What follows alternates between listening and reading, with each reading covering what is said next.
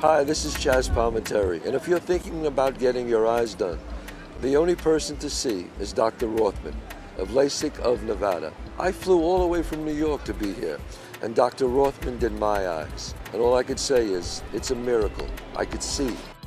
You see Dr. Rothman of LASIK of Nevada.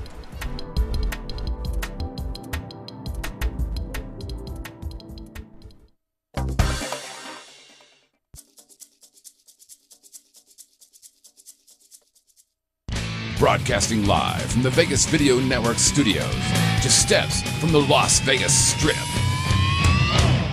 It's time to get on the right side of sports betting.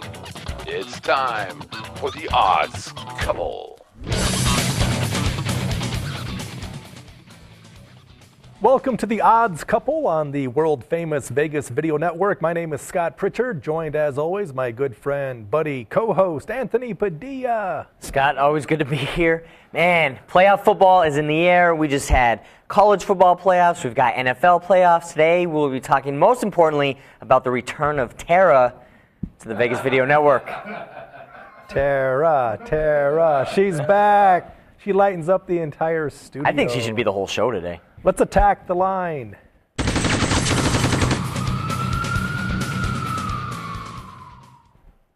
The Houston Texans, everybody sing along. Never mind. Houston Texans taking on the New England Patriots. Exciting weekend. Wow, we're down to the Final Four in the AFC, down to the Final Four in the NFC. The Houston Texans taking on the New England Patriots. Didn't these two teams just play about a month ago where the New England Patriots hammered the Texans 42-14? The total for this game opened 48.5. It's been bet down to 48. The early money coming in on the under. Today it's 47 and a hook. What do you have to say about that, Dr. Hook? Yeah, there's going to be a lot of points in this game, and they're all primarily going to be put up by, once again, the Patriots. Look, I don't know what Houston's done in the last few weeks. You know, unfortunately, and this is kind of a teaser ruiner, if you will, as we get into later, but that was my game last week, Cincinnati at Houston. Cincinnati just flat out didn't show up. I don't want to discredit Houston entirely because they did win the game, but not the way they should have. And they're certainly not ready to go back to New England.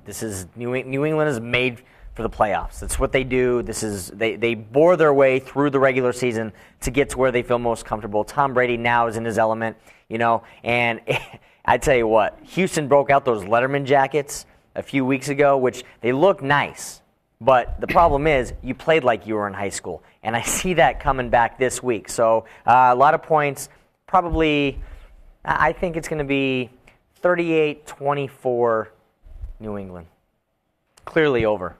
Houston Texans stumbling into the playoffs. They had lost 3 of their last 4 games before knocking off the Cincinnati Bengals in Houston last weekend by a score of 19-13. The Texans, the first time they played about a month ago against the Patriots, the total for the contest closed into the 50s. Now, it did get there, the over, because it fell 42-14 New England. That was then. This is now. In the playoffs, teams generally play it a little bit closer to the vest, play not to lose. And if you look, the total for this game reflects that because, again, 48.5, 48 down to 47.5. Not a big move on the total, but a small move. I don't have an opinion as far as attacking this total. I do have an opinion on the second game that I would like to take a look at for Attack the Line, and that is the Green Bay Packers on the road taking on the San Francisco 49ers. The total for this game opened 46, has been bet down to 45, and today 44.5. You know what? I don't know, man, because this is 2 pretty good offenses once again. And I think there's going to be some points put on the board because Aaron Rodgers, as of late, has his team back, you know, clicking on all cylinders. We talked about them a lot early in the season, how they struggled. You know, what kind of start were they going to get off to? It was this indicative of the kind of season they were going to have. They went on to have a very good season. You know, once again, a lot of people have made strong points that Aaron Rodgers, it was only bad, so to speak, because you compare him to what he did last year when he was the MVP and just had ridiculous numbers. But if he doesn't have those numbers last year, he's quite possibly the MVP again. He really wrapped up the season solid, and he's proven why, you know, he belongs in Green Bay. I don't even think they remember the name Favre anymore, to be honest with you. But it's not in Lambeau. That's the one thing San Francisco has going for him. Colin Kaepernick, what's he going to do? Personally, I think that it's going to be the guy, not that we saw when he took over for Alex Smith in that first game and he came out and just lit everything on fire. I think it's going to be that third game type Kaepernick where it's the playoffs, he's a rookie. He'll do all right, he'll get the job done, but I don't think it's going to be enough just based on what Green Bay is bringing to the table. And defensively, San Francisco, they lost one of their best players, with that triceps injury. And so I think that's going to be a big factor in this game. Green Bay Packers coming off an exciting win last week at home against the Minnesota Vikings. Now, the Vikings were without their star quarterback in Ponder, but the Packers won that game. This is a rematch. Now, these two teams played first game of the season in Green Bay, Lambeau Field. The 49ers pulled off a mild upset by winning, I believe it was something like 28-20. Again, so these two teams know a thing or two about each other. You look at the 49ers, they do have the home field advantage. Both teams play pretty good defense. Now, I say that only because the Green Bay Packers have gotten healthy at the right time, because early on, mid-season, they were struggling defensively, but they do have their main core of defensive stars back. They are healthy. I like the fact that the money on this game has gone from 46 to 45 to 44.5. I do like the under in this contest, but do yourself a favor. Most places have 44.5. Try to find, there are a couple of 45s out there. 45 is a key number. We've talked before about betting on and off key numbers, sides, totals. And totals, 37 is most prevalent, followed by 41, 44, 38, and 45 in that order. So again, 45 is a key number. So try to bet under the 45 as opposed to the 44.5. Here we go again. We've got another game with a rookie quarterback. Last week we had the rookie versus rookie. Now we've got the rookie versus veteran. What do you think? I mean, do you like this? Do you think this is good for the league? I think it's great for the league because, first of all, it's rare. I like proven winners come playoff time. So I like the Tom Bradys, the Aaron Rodgers, the Peyton Mannings of the world. But I love what we've seen with rookie quarterbacks. Russell Wilson is the real deal for the Seattle Seahawks. Colin Kaepernick, a star player in college at the University of Nevada. He can run, he can pass. The first time the Packers played the Niners, it was an 8-point game. Alex Smith was the quarterback for the 49ers. All he did last year was led the team to the NFC Conference Championship game. He got ousted this year not because of a quarterback competition, but because of an injury. Now, as a starting QB, Alex Smith, 20 wins, 6 losses, but Harbaugh loves Kaepernick, and it's not hard to see why. I mean, the guy is a very good, heady rookie quarterback, or actually in the second year. Now, do you think he's still the better choice? I mean, do you think going into this game, based on that decision Harbaugh made earlier in the season, obviously it was controversial. He said, I'm going with a hot hand, and he was it at the time. Do you think that's still the right decision? I mean, do you think he's under scrutiny, rightfully so, if Kaepernick is unable to get the job done? Considering he's got Alex Smith, the guy who led them to the playoffs last year, and really had no reason to be put on the bench. I realize it's a hot topic, not one that I care to even discuss, simply because as a professional sports bettor, all I care about, I'll let the coach coach. All I need to know from a handicapping standpoint is who's the starting QB. I'll handicap it accordingly. That might be the worst answer I've ever heard. I thought it was the best answer. It's the best answer I've ever come up with. I didn't ask you to bet on the quarterback. I just asked you who you thought was a better choice. I think either way. I mean, from a handicapping standpoint, I don't get into who might play, who may not play. All I need to know is tell me who's playing. Yeah, but you should care. Actually, you should care because the quarterback play does make a difference in the outcome of the game. The line will reflect that, okay? It's not like, that Jim Harbaugh is going to pull Kaepernick at the last second and put in Alex Smith. We'll handicap that. We'll jump off that bridge when we get to it. Well, right now I wish you would jump off something. All right, guys, it is time to move on, and I am excited. I'm excited, regardless of what the mood you just put me in, it doesn't even matter because it is time for Spin to Win, where this week we have the Baltimore Ravens heading to Denver, Mile High Stadium, to take on the Broncos. Broncos are favored by 9.5 in this game. As you know, in this segment, we've got 2 teams on the wheel. We spin it. We're both stuck with the team to argue both sides for, because the smart bettor knows you should always bet with your head, not with your heart. And the lovely Tara is back, and she's spinning the wheel. So take your time, Tara. Spin it as slowly as you want, but let's get to it.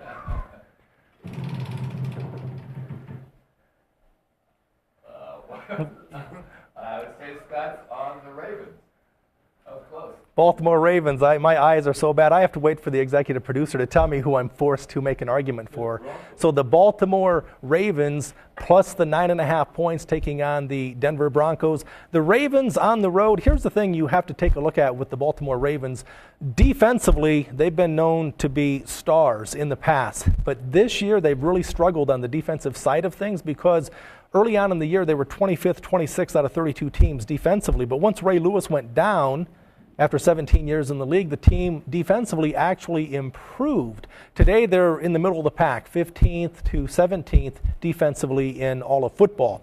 The concern I have with the Denver Broncos, as good as Peyton Manning is, he is 9-10 on the road in the playoffs. So the challenge has been for Peyton Manning, having been playing in a dome for all these years, can he play? Can he win? Can he produce in cold weather? I know in Denver, the forecast is 21 degrees, wind chill 11. The Baltimore Ravens are starting to play good football. The concern I have is they played Houston, playoff team, got hammered. They played the Denver Broncos in Baltimore, got hammered. That game was a little bit closer than you might think. It was 10-zip Denver. In the second quarter, Ravens had first and goal at the 4-yard line going in to make it a 10-7 score. Flacco does what Flacco does. He threw the big INT, pick six the other way, and then the route was on 17-zip Denver at that time. The Broncos have had 2 weeks to prepare for this game. The Baltimore Ravens are healthy. I guess that's the biggest thing. I've gone on record as saying I think Ray Lewis is past it. 17 years in the league. He proved me wrong last week. His first game back, 13 tackles. Suggs is back. This team, Ray Rice, one of my favorite players, a star running back for the Baltimore Ravens. I think the Ravens will give the Broncos a good contest. The argument would be take the Ravens plus the 9.5, see the cashier. It's crazy, man. I commend you. That was a great attempt at arguing for Baltimore, but I mean, there's no way because of everything you just said.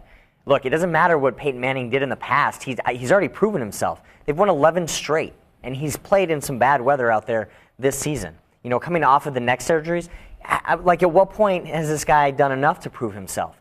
Everybody was concerned he wasn't going to make it through a week, maybe 2 weeks. When was he going to get hurt? RG3 is the one that ended up getting hurt, you know, and he had no injuries going into the season. Peyton Manning takes a lot of hits, but this guy he's come in to Denver and taken over this offense like he had it for the past 5 seasons. You know, he's got Noshawn Moreno. He's got a great receiving core that these guys are capable. I hate the Denver Broncos, but they're very fun to watch. They've got an explosive offense, and that game when you talked about when they played in Baltimore a couple weeks ago, it was 10-0.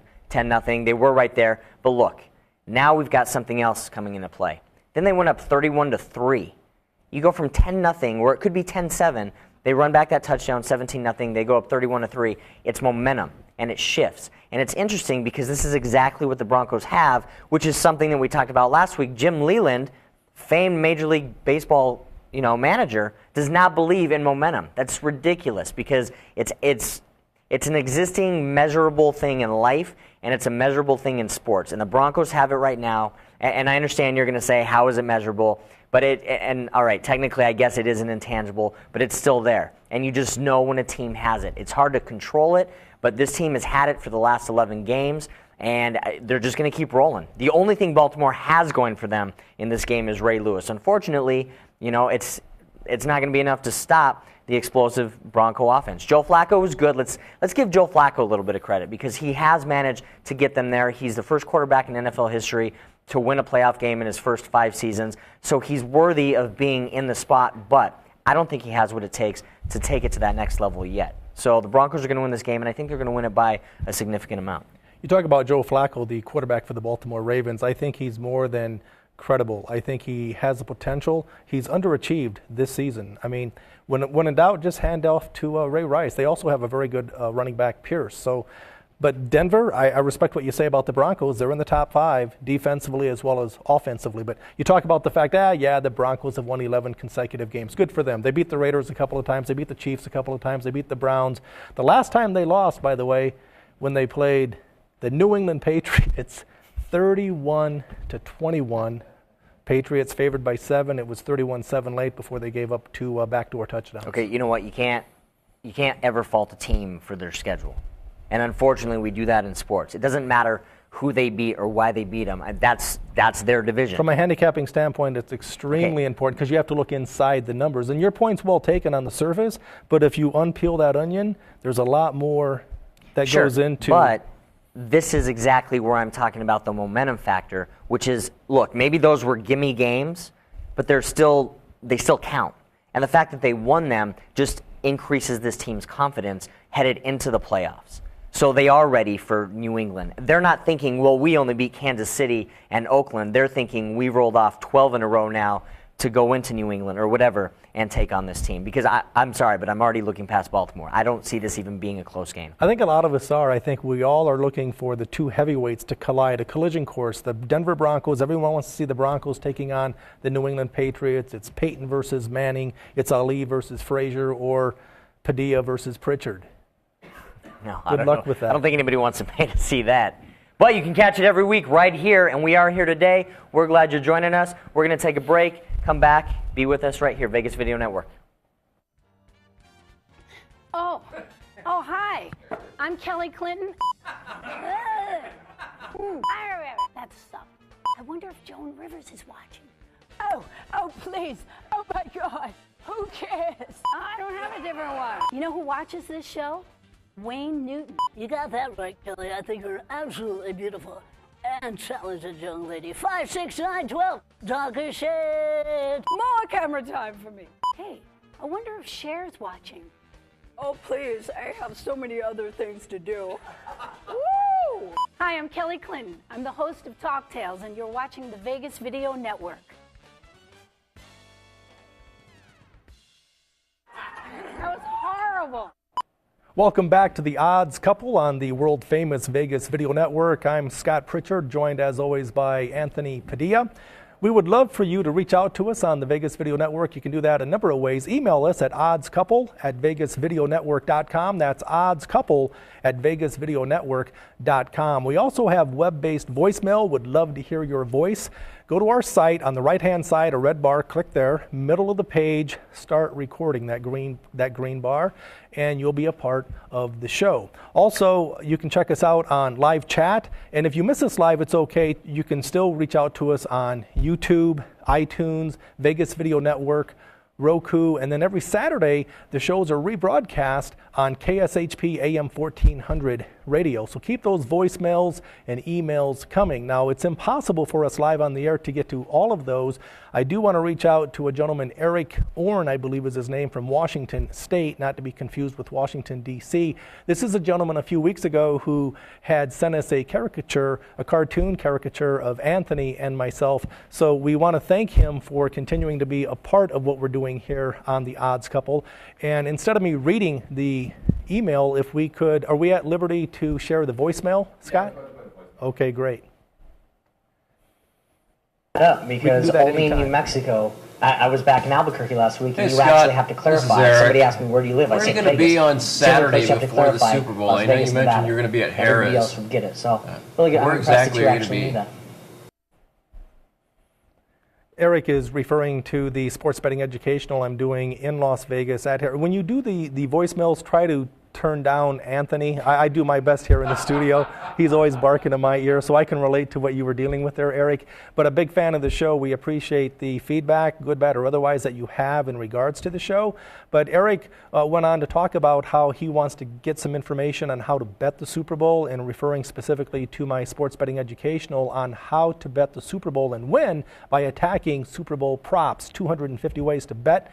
And Eric went on to say that he's staying adjacent to Harrah's, which is where my event will be, at the Quad. So you can go to my site to sign up for that sports betting educational. I'll be joined by a guest speaker, Dink, featured in the movie Lay the Favorite, starring Bruce Willis as Dink. It's on video on demand right now, so check that out, about the underground world of professional sports betting in Las Vegas. Go to PRITCHARD'S.com. That's PRITCHARD'S.com. Your investment is $897, but if you sign up by January 27th, Eric, and for all of you viewers, it's only $597. But the whole point of this is keep those emails, keep those voicemails coming. We love to field your live chat questions. Now, before we get to the frustrating part of sports betting with Anthony's "Are you kidding me?"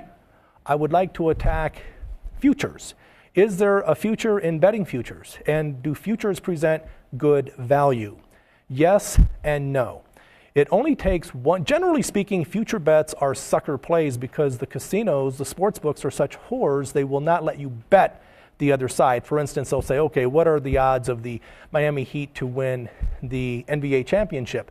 The odds might be 2-1, but they won't let you bet against that. They only give you one-way action. Now, having said that, it only takes one sports book to have one bad number on a future team. It's all about value. I want to give you a case in point. Anthony, every week he will bust my chops on talking about the New England Patriots. But the fact of the matter is I bet numbers, not teams. August of this year, I was singing a song about the New England Patriots based on talent, based on skill, based on favorable schedule. And I caught a 5-1 on the Patriots to win the AFC Conference Championship game. Even when they stumbled and lost two very close games and started the season 1-2, you still could not find a 5-1 on the AFC Conference Championship for the Patriots. All right, now let's fast forward to today. The Patriots seeded 2. You can't lose if you don't play. Last week they had a bye. This week they're favored by 9.5, 10 points at home against the Houston Texans. That means, for all intent and purpose, if they win this game, they have to win one game. The odds today of the Patriots winning the AFC Conference Championship is plus 20 cents. Let me put that in perspective for you. Hypothetically, you as a viewer, if you bet the Patriots $10,000 at plus 5-1, you would net $60,000 as long as they come out of the AFC. Conversely, if you bet the Patriots today at plus 20 cents to win the AFC Conference Championship, you bet the same $10,000, you net $12,000, meaning you get back $22,000 as opposed to $60,000. The difference is $38,000 in equity or hedge money, if you will. What am I going to do? I'm glad you asked. I've already bet the Houston Texans plus the 10. Houston Texans plus 10 points, hoping that the Patriots win the game, but I have a 10-point middle to where potentially I could win all the money. Now, okay, well, that's great. Now I'm in the championship game, but I'm on the road taking on the Denver Broncos. For all intent and purpose, expect the Broncos to be a small favorite. I could lay 30, 40 cents on the Broncos. A lot of maneuverability there. So in betting futures, it's about seeing it before it happens and finding one number where one sports book is dragging their feet, not updating their board. So let's move on now as we talk about sports betting. And in the world of sports, what is it that frustrates you? Are you kidding me? All right. We're right in the middle of the NFL playoffs. Could not be a better time of year in sports. This, however, is coming after about 3 weeks of 4,700 different college bowl games. Let me just read you some of these that went on this year. In addition to the ones that we all know, the Rose Bowl, the Orange Bowl, the Cotton Bowl, right, the Fiesta Bowl, we have the Liberty Bowl, the Outback Bowl, Russell Athletic Bowl, Alamo Bowl, Little Caesars Pizza Bowl, famous Idaho Potato Bowl. That'd be a fun one to win, huh? Music City Bowl, Meineke Car Care Bowl of Texas, Hawaii Bowl, Craft Fight Hunger Bowl, the Cereal Bowl, the Mixing Bowl, the Rice Bowl. Look, enough. We got it. There's enough. My problem with this is not that there's these bowls for these college athletes to go and feel like they're part of something, but you need to start learning that in life, sometimes you just lose and you just don't get to go on. All right? Because in these bowls, like the Belk Bowl, I don't even know who was in. I could care less who was in the Belk Bowl, but I'll guarantee you one thing. At least one of the teams in that bowl had a 500 record or less going into that. And that's not how life works. College students, listen up, all right? You're going to learn a little something about life, because if you go 500 in life, you are not going to a bowl, all right? You're not getting the job. Not everybody gets the job. Not everybody comes in here, and I know that's hard to believe. As I sit next to Scott, you would think, obviously, anybody can get on this show, but that's not how it works, okay? We were the only two that wanted to be on the show. In fact, I think we recruited him. But in life, I love you, Scotty. In life, this isn't how things work, okay? And I think that there are just too many bowls because we've accepted mediocrity as a winning part of life, and it is not. And again, as a former college athlete, if we were losing, you don't want to extend, especially if you're a football player, you do not want to extend the season by one more meaningless game in some worthless city where everybody's making fun of you when you're playing in the in the Beef O'Brady's Bowl. I don't know that anybody's glad to be going home with that trophy, all right? Now, I understand that Beef was in that, so I've got Scott's interest. But once again, other than that, nobody cares about these bowls, including the people playing in the games. So let's just cut it back to the ones that count. I think this year with the national championship game, Alabama blowing out Notre Dame, with all due respect, Notre Dame went undefeated. This is a time that I'll say the scheduling has a big part of it. SEC football clearly deserves much more respect than it gets, and it truly is one of the elites in college football as they manhandled Manti Te'o, and clearly they didn't see what a fun story he was because they did not care. I think he had 7 missed tackles in that game, 2 all season long. Look, whatever. Just enough with the bowls. Let's get back to the ones that count. Life is about winning. That's it. You don't win, you don't go on. Are you kidding? Enough. I have to back up for a second. Did I hear correctly that, Anthony, you said that you were a former college athlete? Is badminton considered a sport? Badminton? Yes, it is. Okay. Yes, it is. And nobody is better with that shuttlecock than, well, that's a story. What sport did you play, if you don't mind me asking? Baseball. Baseball, all wow, right. Good for you. I'm glad that this is news to you. Yeah, it is on the news show. To me. Yeah, right yeah. on. Okay. 5 years of college baseball. My buddy never even knew this. It's amazing. Exciting part of the show that we are going to actually put money into your pocket as Anthony and I together, independently, individually, but hopefully together we'll put money into your pocket as we together put you on the right side.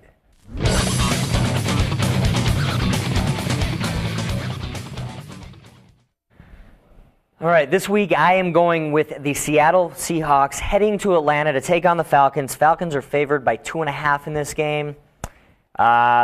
Going back to my game last week, we discussed it earlier. I had the Cincinnati Bengals plus the 4.5 taking on the Texans. They lost. Really, they just didn't show up for the game. I mean, let's just be honest. I do want to point out also, though, that I was right about every other game last week, just not the one that puts the money in your pocket, as Scott would say. But this week, I'm feeling confident with Seattle heading to Atlanta.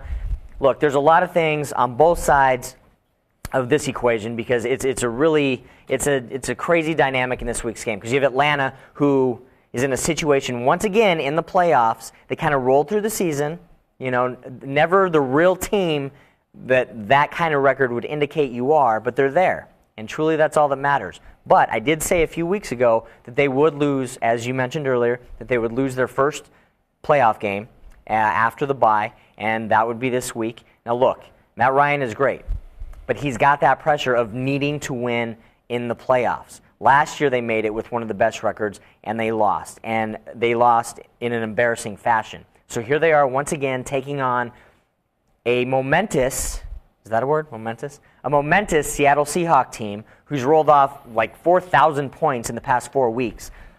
They went to Washington last week, went down 14-0. No worries.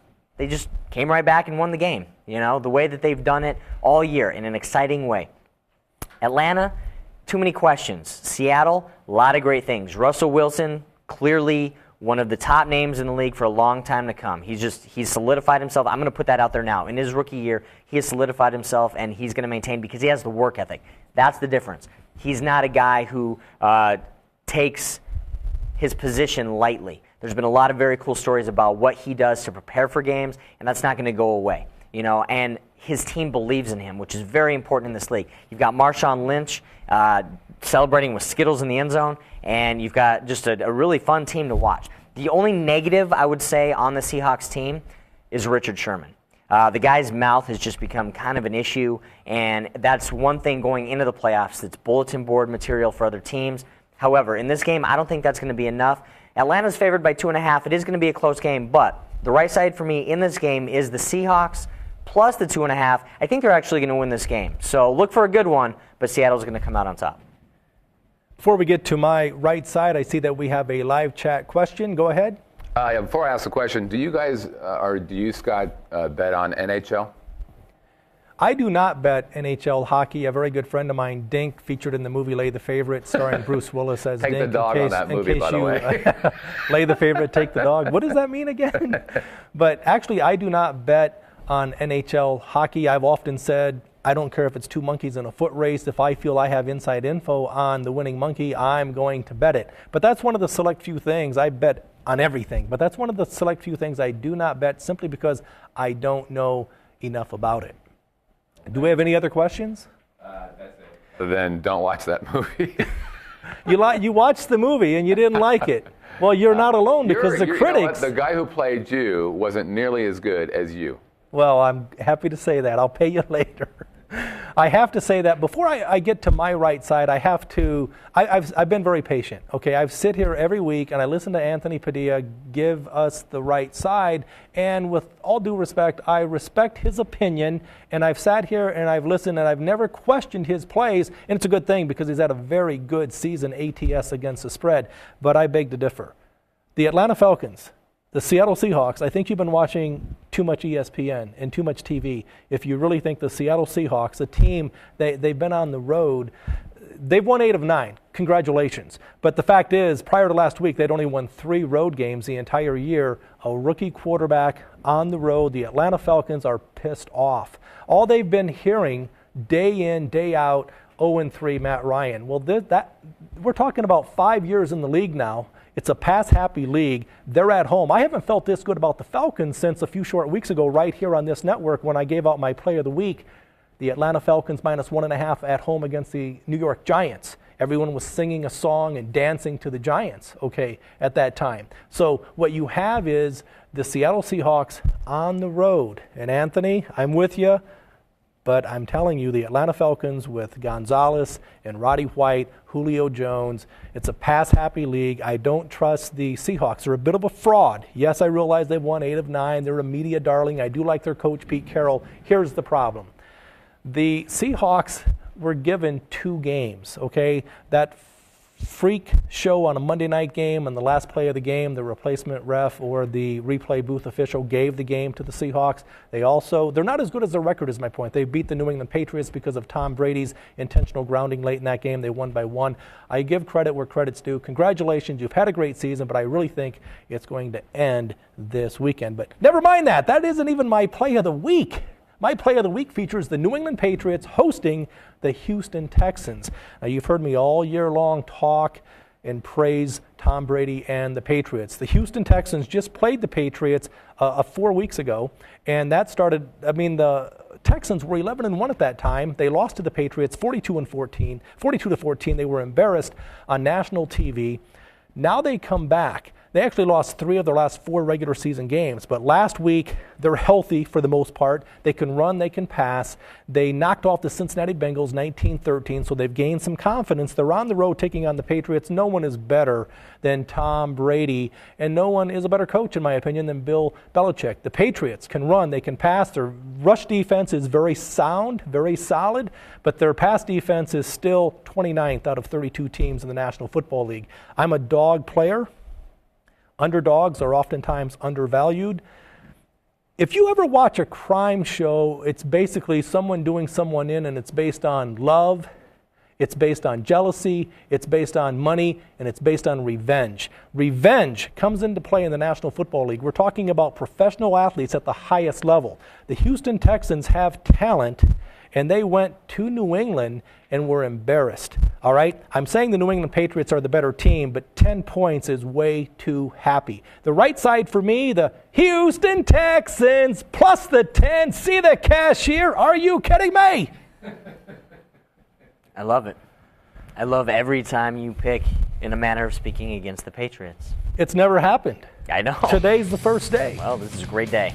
Now, I mentioned that I have the Texans on a value play because I have the Patriots at 5-1 to win the AFC Conference, but never mind that, friends. Objectively speaking, if I did not have that future on the Patriots, and if I wasn't looking for a big, fat 10-point middle, I would still step up to the bet window. And I need to tell you that on Vegas Video Network, we're big on entertaining you, but also educating you. I can even tell you where to bet this game if you like the Texans. Why take plus 9.5 when you can steal a 10? I bet plus 10 2.5 days ago at William Hill Sportsbook, 4 Queens downtown. And at Red Rock Hotel Casino, they had a 10 for a few short hours. It's been bet back down to 9.5, money coming in on the Houston Texans. Today, Friday, one place, Coast Properties, you can get the Texans at plus 10, dog 15, meaning that you have to lay 15. The Patriots are 10, dog 15, meaning you have to lay 15 cents instead of 10 cents on the Texans, but you do get the 10 points.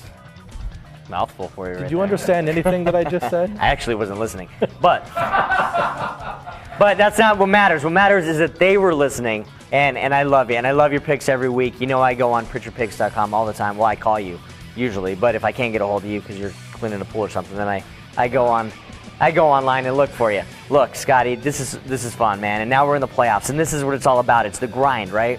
All of us went through a long season. And now it's interesting because you've got guys like Ray Lewis ending his career.